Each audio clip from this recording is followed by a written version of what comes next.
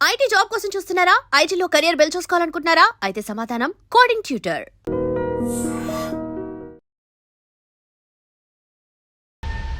Hi, welcome to my show. ఈరోజు మనతో mega choreographer Vijay Polaki master మనతో ఉన్నారు.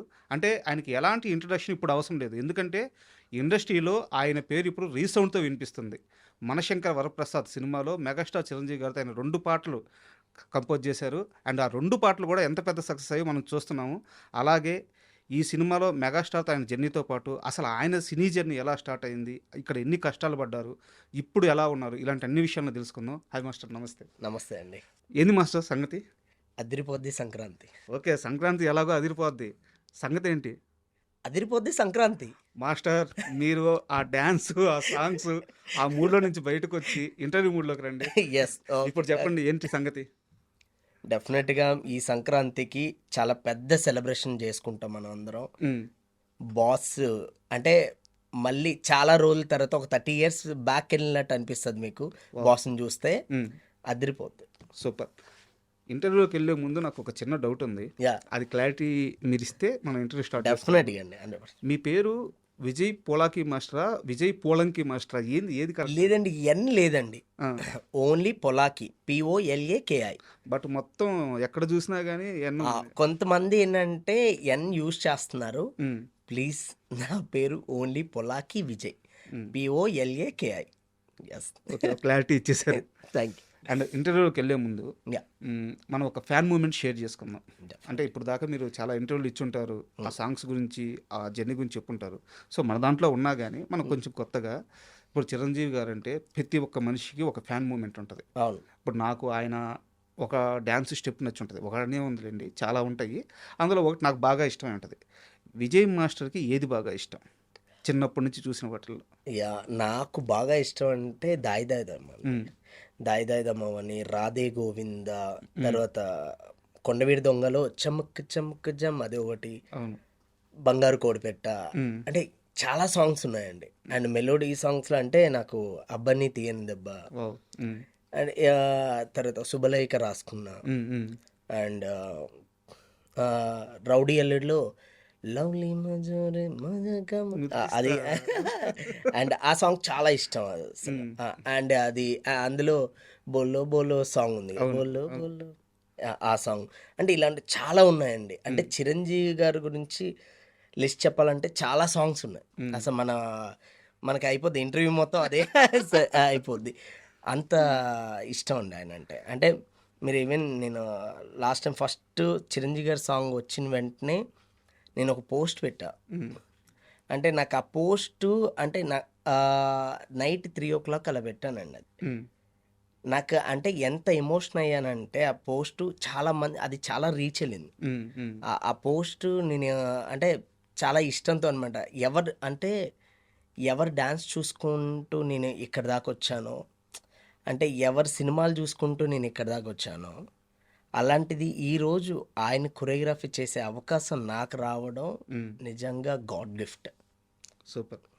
అంటే మెగాస్టార్ చిరంజీవి గారితో ఒక్క పాటన్నా కంపోజ్ చేయాలి, లేదా మెగాస్టార్ చిరంజీవి గారి పక్కన ఒక్క సీన్లోనే యాడ్ చేయాలి, మెగాస్టార్ చిరంజీవి గారితో ఒక్క సినిమా తీయాలి, మెగాస్టార్ చిరంజీవి గారికి ఒక్క పాట రాయాలి, ఇండస్ట్రీలో పనిచేసే ప్రతి టెక్నీషియన్ కళ అనమాట అది. ట్రూ అండి. అలాంటిది మీకు ఆయన సినిమాలో, ఒకే సినిమాలో 2 పాటలకి డ్యాన్స్ కంపోజ్ చేసే ఛాన్స్ వచ్చింది మాస్టర్గా. అవును. సో అంటే ఈ మొత్తం జర్నీ వెనక్కి చూసుకుంటే ఈరోజు మీరున్న పొజిషన్కి ఎలా చూస్తారు? అంటే నిజంగా ఐఎమ్ సో లక్కీ. అండ్ అంటే ఎన్ని రోజులు మన చేసిన హార్డ్ వర్క్కి కరెక్ట్ ఫలితం దక్కిందని అనుకుంటా. అంటే నేను వచ్చి ఆల్మోస్ట్ 20 years అయిపోతుందండి, 18-20 years అవుతుంది. ఎప్పుడు చేద్దాం అంటే చిరంజీవి గారి వెనక ఒక్క సాంగ్ చేస్తే చాలు డాన్సర్గా ఆయన వెనకాల అని అనుకున్నా. అలాంటిది ఈరోజు ఆయన సినిమాలోనే నేను ఒక్క సాంగ్ కాదు 2 సాంగులు నాకు రావడం నిజంగా చాలా చాలా హ్యాపీ. అసలు అంటే చిరంజీవి గారు, మీరు చెప్పినట్టు చిరంజీవి గారితో పనిచేయాలని ప్రతి ఒక్కరికి ఉంటుంది. అలాంటిది చిరంజీవి గారి కోసం అంటే ఎవరు డాన్సులు చూసుకుని పెరిగాము మేము, ఆయనకే కొరియోగ్రఫీ చేసే అవకాశం రావడం కరెక్ట్. అది అది అంతకన్నా అచీవ్మెంట్ ఇంకేముంటుంది అని అనిపిస్తుంది నిజంగా. అండ్ ఫస్ట్ మీసాల పిల్ల రిలీజ్ అయిన తర్వాత ఆ వ్యూస్ చూస్తూ ఉన్నాను. మీసాల పిల్ల అలా అలా అలా అలా ఈరోజు మనం ఇక్కడ కూర్చునే ఈ టైంకి కూడా 100 మిలియన్ దాటేసిందండి. అవును అవును. ఇక్కడ నాకు డౌట్ ఏంటంటే యా మీసాల పిల్ల కంపోజ్ చేసిన తర్వాత ఆ సక్సెస్ తర్వాత పిలిచి మళ్ళీ ఏంటి బాసు సంగతి ఇచ్చారా లేకంటే ముందే మీకు 2 పాటలు ఫైనల్ అయినాయి? లేదండి, మీసాల పిల్ల అయిపోయిన తర్వాతే ఈ సాంగ్ కూడా ఇవ్వడం జరిగింది. ఈ రీచ్ చూసారా డైరెక్టర్ గారు? 100% ఆయన ఎప్పుడన్నా నువ్వు ఫస్ట్ సాంగే ఇరగొట్టేసేలా అబ్బాయి అని అన్నారు. అనిల్ అసలు మెయిన్గా ఏంటంటే అనిల్ గారిని ఎప్పటికీ మర్చిపోలేను. ఎందుకంటే ఈరోజు నేను చిరంజీవి గారి దాకా రీచ్ అయ్యానంటే మెయిన్గా అనిల్ గారు అండి. అంటే నాకు ఫస్ట్ ఆయన ఒక సాంగ్ ఇవ్వడం, ఈ సాంగ్ కొరియోగ్రాఫ్ చేసి చూపించి మాస్టర్ ఒక్కసారి నాకు నచ్చితే డెఫినెట్గా నేను బాస్ దాకా తీసుకెళ్తా మాస్టర్, బాస్కి చూపిస్తా అని అన్నారు. సో అలాగే ఆయన కంపోజ్ చేసి ఒక 1 మినిట్ బిట్ ఒకటి కంపోజ్ చేసి చూపించిన తర్వాత ఆయనకి ఇమ్మీడియట్లీ ఫుల్ సాంగ్ పంపిస్తున్నా మాస్టర్ మొత్తం చేసేసేయండి అని అన్నారు అనిల్ గారు. అనిల్ గారు. సో దాని తర్వాత ఇమ్మీడియట్లీ మళ్ళీ అప్పుడు బాస్కి కూడా చూపించడం జరిగింది. బాస్ కూడా చాలా బాగా నచ్చింది. అండ్ ఇంకా నేను ఆ రోజంతా నేను ఇంకా ఇదంతా మీసాల పిల్ల గురించి. ఎస్, ఓన్లీ మీసాల పిల్ల.